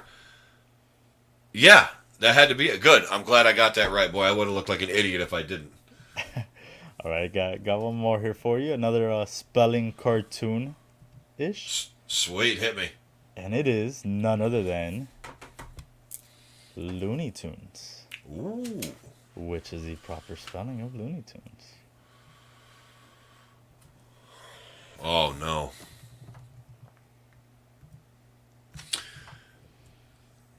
You know, I don't think... I want to say it's the one on the left, but I don't think it is. I actually think it's the one on the right. I don't think it's Tunes. I think it's Tunes. Because of the old-timey whatever. I'm going left. I'm going to go right. I'm going right. All right, the proper spelling of Looney Tunes is Tunes. Yes. Tunes as in tunes, not like cartoons. I had a gut feeling. I knew I was right there. I knew I was right. Oh, Tim got it right. Did. So Bambi got one, Tim got one, and I got one. Cool. Right, I got another one here for you. Good. Let's so do far it. You're 2 for 2. This you're on a record pace right now. I don't believe it. This might be a Mandela effect. We're gonna go back and look at this, and Farachi's gonna go, "No, he didn't get any of them right." All right, next up, it is my favorite chocolate bar, which I will dive into a little bit when we're signing off about chocolate bars. Ooh. It is Kit Kats. Kit Kat. And it is which spelling, again, is correct? Is it Kit-cat or just Kit Kat? Okay, if I get this wrong, I am going to be scrutinized by every single retail and grocery worker I know. And I eat enough of these, because oddly enough, Kit Kat is one of my favorites too. I am going to go ahead and say it is the one on the right. Because I eat enough of these goddamn things, I know it's that. I know it's that. It's got to be that. Bambi's saying right, too. You know, she does work by your grocery store as well, so... She does. She shops there. The correct spelling of Kit Kat is without the hyphen. Yes. Yes, yes, yes. Nice. Ooh, oh, man. 3. Oh, man. I don't know if we should stop or keep going. I kind of want to keep going, see how far we can get. Dave, I want to keep going. I think this is partially to blame, too. Maybe it stimulated my frontal lobe. All right, we're gonna do some more grocery items then. Let's do it. And I like these as well. Again, we're going for spelling. Which one's correct? It is the famous chip Cheez-Its, which is the correct spelling. Ooh. Now this one can confuse people. Because of, I think, the letter Z. But, at the same time, I am fully confident to make my decision. It is the one on the right is the correct spelling. We got Bambi said, I believe she's saying left for this one. Oh, Bambi's saying left, okay. And the proper spelling of this was it Nabisco, I think that owns it? This is Sunshine. Oh, yeah, Sunshine. Yep. It is without the Z, so it's just Cheez-It. I am on a roll. I'm like butter. I'm on a roll. Oh, I'm almost jiggy with it. Oh. Thank God the boss isn't watching. All right. Well, let's make it a little tougher for Eric. We're giving him these grocery items. They're all gimmies. Yeah, let's Let's give him something that's not a grocery item. Bring it. I'm on a roll.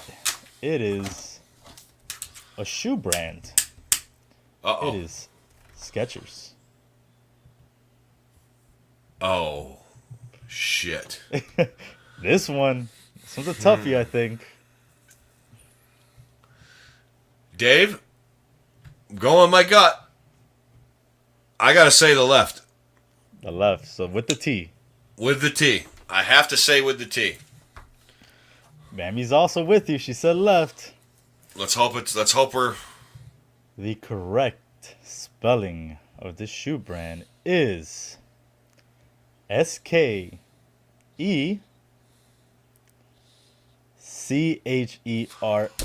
There is no T in Skechers. There's no T. Oh, man, that got me. Wow, Dave, you threw me a curve, man. I swung and I missed. I know. I was like, let me see. This one's a little tough, but yes. A swing and a miss. That's okay. Hey, that's okay. I still want them. Bring them. Bring them. All right, let's see. I got that one. Okay, this one should be good. Bam. All right, next one is going to be another brand. Let's do it. It is the ever popular Fruit of the Loom. Oh, good Lord. Does it have that, I don't even know what those things are called. Cornucopia. Yeah, that. Thanksgiving thing. The Thanksgiving thing. I have to say... Oh, boy, Dave. Oh. You know what? I want to say that it has to have the Thanksgiving thing, but something is telling me it's the one on the right. So, and I don't even wear Fruit of the Loom anymore. So, let's go with the one on the right. One on the right. So you're going no cornucopia. No cornucopia. Mammy's right there with you. No cornucopia. Jeez, I can't even say it right now. Anyway, it's a good thing I can't say it because the proper logo does not have that. You were correct. It was the one on the right. Yes! Woo! Now, a cornucopia is a popular thing from the old-timey days. Yeah, like Thanksgiving-y kind of thing. Like when they would have they would place fruit in it for decorative. And I'm assuming that it served a purpose at some point. If anybody knows more about the cornucopia, let us know. I certainly don't. I just know that it's like an antique item, and like it was presented in old paintings a lot, and it was desirable. That's the only reason I know what a cornucopia is, and I think it's also a Black Sabbath song. Maybe that's the real reason I know what it is. I thought it was just something to stuff your. To put the Thanksgiving. Yeah, I thought that's all it was. The Thanksgiving-y thing, I love it. So I got another. I'm jumping back to groceries. Okay. And we're going with the ever so famous wiener or lunch meats. Ooh. Oscar Mayer, which is a proper spelling. Oh, fuck. Dude. Oh, no. You know, I see this shit every day when I'm helping unload the dairy and the and the perishable meats. So you start your morning off with a lot of meats? A lot of meats. Yeah, I handle a lot of that. I've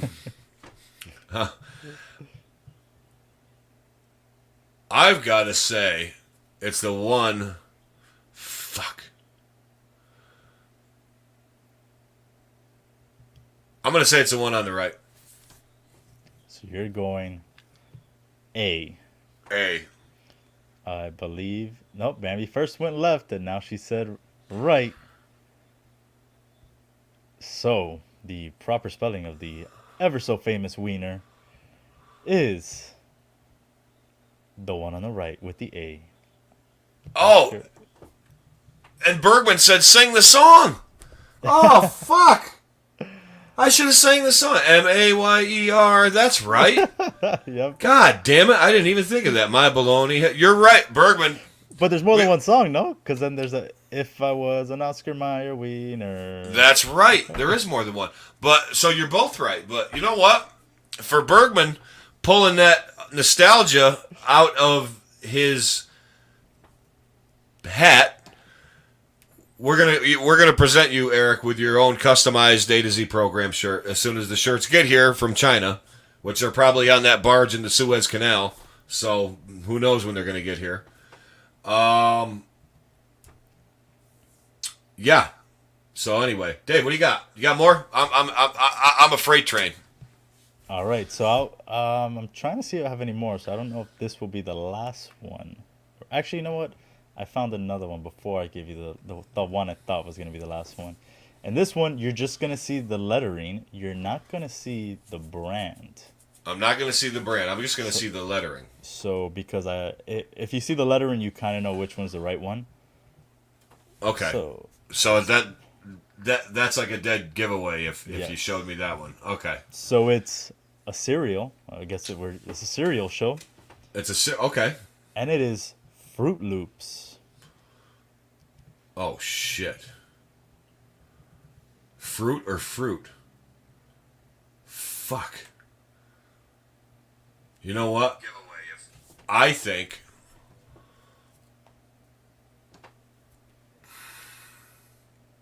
Dave, I got to go with the one on the right.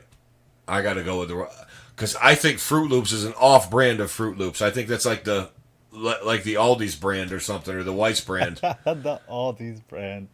I honestly think that's what it is. I'm going with the regular spelling of fruit. Final answer. All right, and I'm gonna pop open the picture. Oh, we have an actual Of the Fruit Loops, just the so you Fruit can Loops. see. Which one was it? I believe it was this one. All right, and here we go. Oh, Fudsicle. Eric Bergman knew it. That's why I said if you saw it, you're gonna see that the U and the I looks way off, and that there should be two loops on each thing. And I felt like that would have been a dead giveaway. You want to know what sucks too? I just stocked these today. I just put these up today. Tropical ones. Tropical Fruit Loops. Oh, Christ. I must be a Fruit Loop. I must be a loopy idiot because I can't figure. Oh, my God. You got me on that one, Dave. This is hard. This is great, though. Tougher. This is great, though. Man, I want some more. You got more?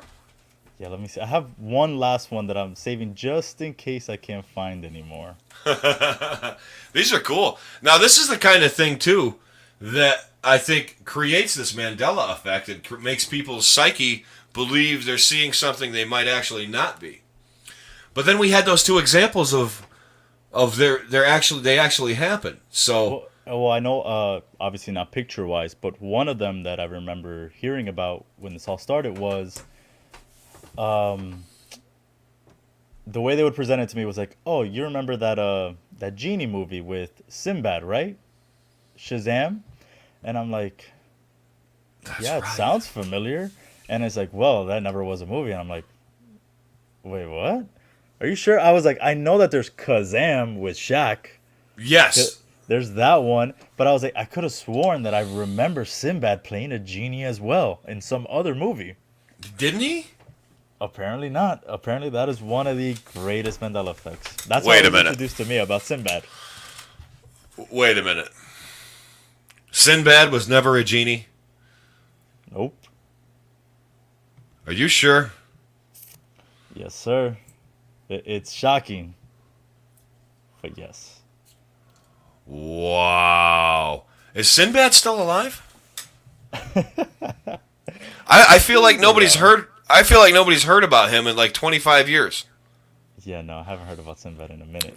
It's like hanging with Mr. Cooper. You know what I mean? Like nobody, that was a fun show too, by the way. He was also the first kid, right? That was him.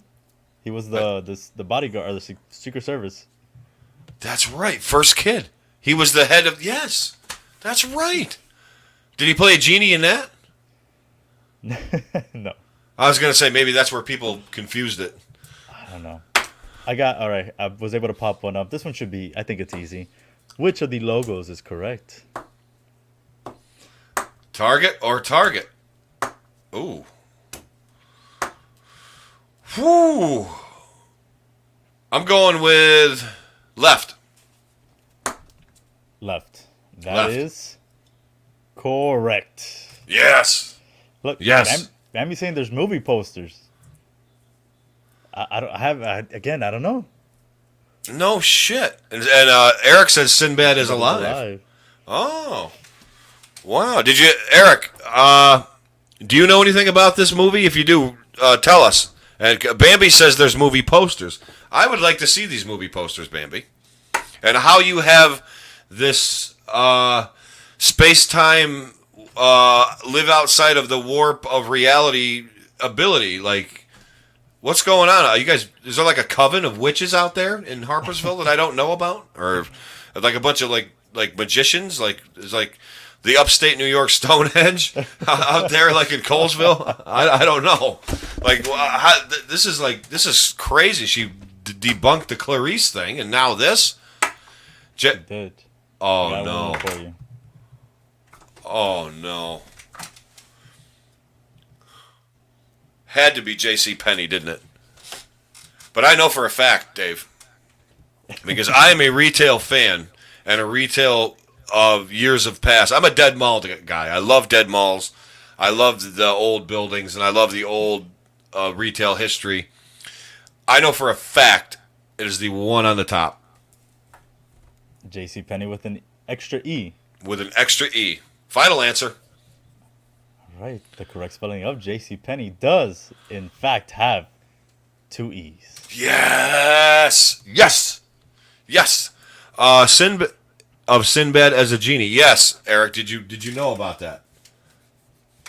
I think folks mix it up with Sinbad the Sailor.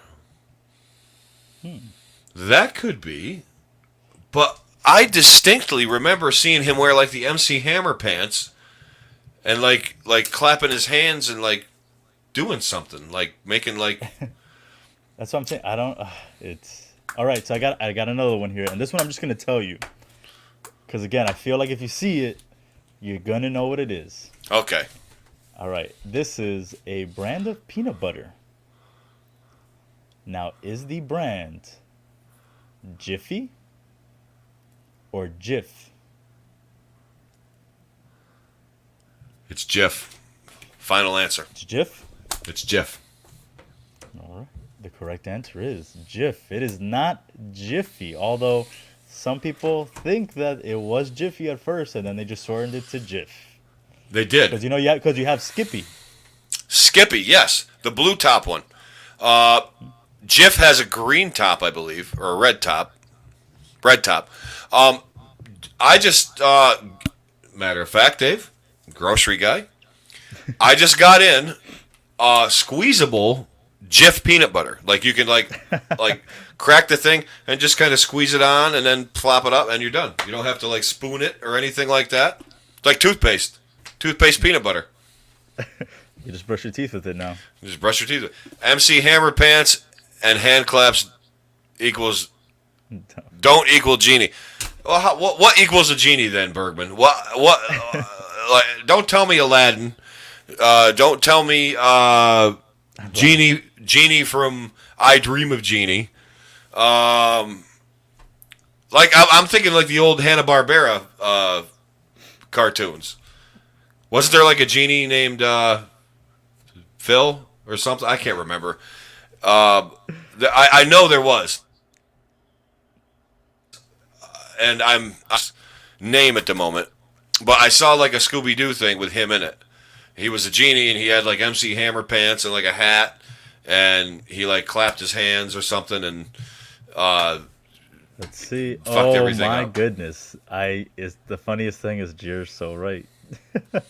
Hold on, I'll prop it up so that everyone knows that he's not crazy. Yes, thank you for sticking up for my sanity, Dave. Because I was thinking, I was like, what he's saying sounds familiar, but Hanna-Barbera is old timey.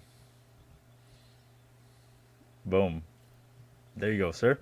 That's it, Genie, and the guy down there, right there. That's the guy. Mm-hmm. He sounded like that fourth stooge named Joe that was there for like a couple of episodes until they stopped making shorts. It's his voice sounded like cut it out, like that guy. But Babu the genie was his name apparently. Babu the genie, yes, that's him. Ha! I'm not nuts. MC Hammerpants. What's Eric saying down there? Sinbad the Sailor was Middle Eastern, so he looked the part. Yes. And he had something to do with like the spice trade route, right? Like the spice road. Like going from China to Europe and through the Middle East and all that. Making it. I think he was real, right? Was Sinbad real? I think he was a real guy. And if I'm making that up, I'm sorry. But maybe I want him to be a real guy. But I honestly think, oh, good Lord, Dave. We have one thing that we need to address before we end the show, and I just sent it to you. And apparently there is real proof that Sinbad the comedian was actually Sinbad the genie, or whatever his name was, in a movie. So I'm giving it to you, our chief investigator of the A2Z program, to uncover this. And while you do that, I am going to say that I'll catch everybody up quick. Next week, Monday, starts back the A2Z program. Regular time, regular place. No guests as of right now. But Dave and I might have a surprise for you on that show. You're not going to want to miss that show because we may or may not be sampling things again. So you might want to tune into that show and find out about that. Also, Tuesday will be the Just Too Sweet show with Dave again, myself, and Tim. And hopefully Bert, if Bert can make it on. And then after that, I believe you're going to have a 4/4 show with a line. That's absolutely right. That's right after the Just Too Sweet show. So Mondays, Tuesdays, we got all your entertainment and all your content you need right there. And if that weren't enough, Dave, Wednesday, I believe, is the landmark day, is it not? Triple Wednesday, digits. the Put It in the Books show, the, dare I say, flagship show of Pop Culture Pros, has its landmark 100, the 100th episode of the Put It in the Books show with the boss, with Keith, and with Rodriguez and producer Joe. So please tune into that. This is a big deal. 100 shows is unfreaking believable, and these guys just keep cranking them out week after week with amazing content, Mets content. Met fan is a must if you're a Met fan to watch this. I watch it because I just think the guys are really entertaining, and I like seeing Keith get all pissed off mainly. But 100 episodes is that's really an achievement for us here at Pop Culture Pros. We're at over 50 on the Just Too Sweet show, by the way. Yeah. Just in case you're wondering. And Dave, you and I are approaching 20. I mean, we're on this is 17 already. This is 17 episodes of the A2Z program. And it feels just like yesterday we were born. I just can't. Yeah, I'm over it. So anyway, that's it. And then Granny's Peach Tea, I believe, is Wednesday night after the Put It in the Book show. That is your comic book go-to resource. That is with Ed and the guys, providing you with all of your comic book material that comes in TV form, in movie form, and in graphic novel form, in readable form. These guys go over everything, and it's a great show. These guys are really informative, and it's really, really chock full of good stuff. I recommend it. Even if you don't like comic books or that kind of fantasy stuff, you really should watch it because these guys are great. Ed, it may be soft, but he's an amazing man, and I absolutely love him. Thursday, I believe. Thursday we're content free at the moment, but you, David, don't you have a show coming up Thursdays?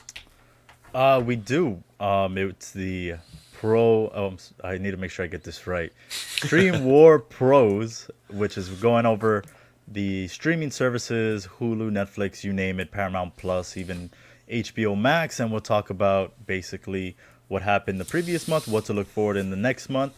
But I'm not too sure when we're doing the next one. It was Okay. supposed to be at the end of April. We were trying to do it end of the last Thursday of each month. Okay. But I got to go back and talk to the ladies of the show to see what they decide, because the boss, kind of came at me because of how late the next one was going to be.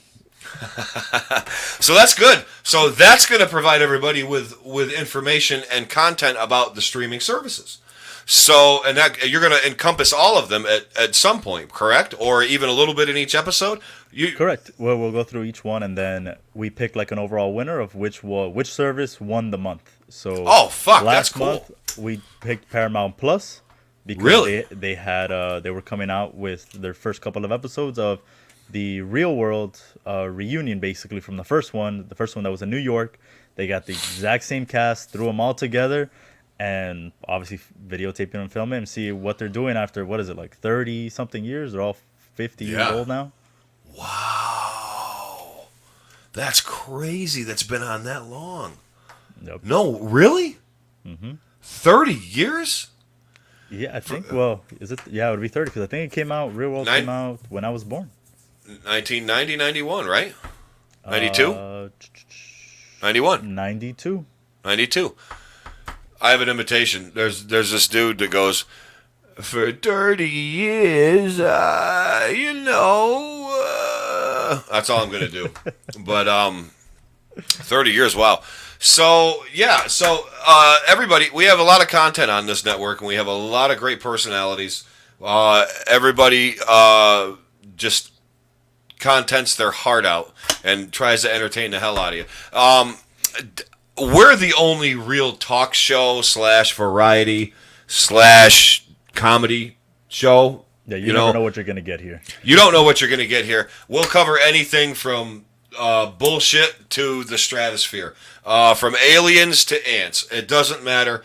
If it's worth talking about and we can make a joke about it and I can make fucking fun of it, we're going to have it on the show. And believe me, Dave is always coming up with new shit to stump me, to stump you, and to maybe make you think a little bit. But before we sign off, Dave, I sent you something. What did you uncover about this little nugget of info that Bambi provided for you? So I haven't fully read it because it's a really long article, but it's Fuck. There's a lot to it to digest. Them talking about how, obviously, coming in with the Mandela effect, how people think that the Kazam movie with Shaq was a ripoff from the Shazam movie with Sinbad, and then Sinbad then going saying that it was true, and then I forgot who was it that said it, that they have like a screenshot of him with like the gear. So it's a lot more that I haven't have to read. So this is something worth uncovering then. Like, this is something that, like, in our spare time we should investigate. Yeah, This might be some people are saying that they had like the VHS copy of this movie. No shit. If anybody out there has or knows of a picture or has a real copy of this, we want to know. And we will present it on here, and we will give you all the credit. Well, I'll give you most of the credit. I'm the star. I take all the credit. But we'll give you credit, and we will highlight you on this show. So please help us uncover this mystery. Dave, that was one action-packed, filled show we had tonight. My Absolutely was. God, that was content-filled. I'm glad Mr. Faraci didn't watch, because probably his inflatable unicorn would have blown up and like blown him all over his neatly groomed yard with his whiskey. Well, now he's probably playing dominoes, smoking some cigars with his buddy Bunker. That's what it true. is. That's I what's forgot. happening. It's not. It's almost 10 o'clock, and it's probably like that cool evening in Florida where you hear like the lizards like making noise, and you got like the boss looking up at the stars with his big stogie sitting there going, "Oh, Bunker, you remember the '69 Mets?" And Bunker's going, Faraci, I remember as Tom Seaver. They're just going on and on into blissful orange and blue land, and all is well in Florida. And you know what's awesome, Dave? We didn't get threatened to get canceled tonight. We didn't get threatened to get taken off the network. We didn't get fired. So I almost feel like we're missing something, but don't worry, folks, because Monday's coming, and the boss will cancel us and have an open time slot on Monday night, as per usual. But as for right now, we are going to sign off and we are going to end the show. I wanted to say that the A to Z program is produced and directed by this man right over here, David Joaqui. It is directed, presented, and produced by moi, the host. I am Eric Zant. And Pop Culture Pros is produced and created by Steve Faraci. We are the A to Z program. This is producer David Joaqui, not to be confused with producer Young Adult Dave, although they are the same person. That is not a Mandela effect, but you know what? It might be. My name is Eric Zant. We want to thank you for watching the A to Z program tonight. We had a lot of fun. Dave, did you have fun? Absolutely. I always have fun here. But before we go, I do want to plug one thing of mine. Plug it, Dave. Hit it. This is your time to shine. Like the host himself said, Tuesday after the Just Too Sweet show will be the Four Quarter show.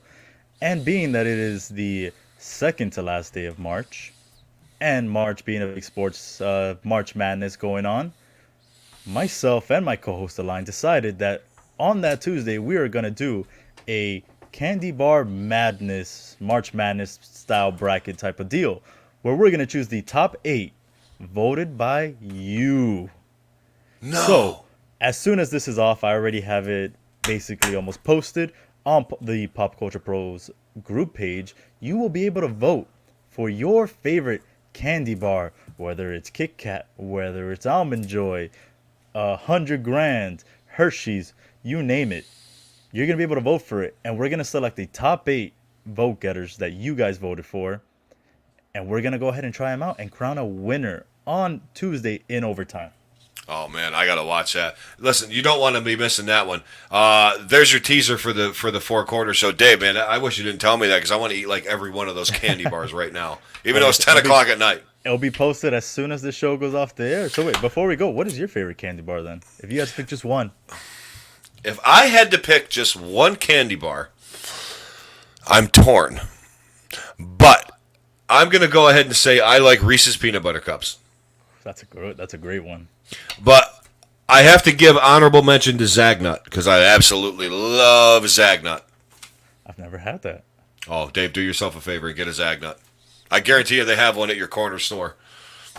Interesting. Yeah, I'm definitely going to have to go look for that. You're going to have to. And you know what? Being that we have a special show lined up Monday that we actually don't know what we're going to do, but we are going to do something. Perhaps, Dave, maybe we could sample a Zagnut together on air. Ooh, that's maybe we could do that. But until then, we will leave you guessing. Please watch all of our shows. Thank you for tuning in. My name is Eric Zant. This is David Joaqui, the producer himself extraordinaire. This has been the A to Z program, and we bid you all good night. Adieu. Farewell.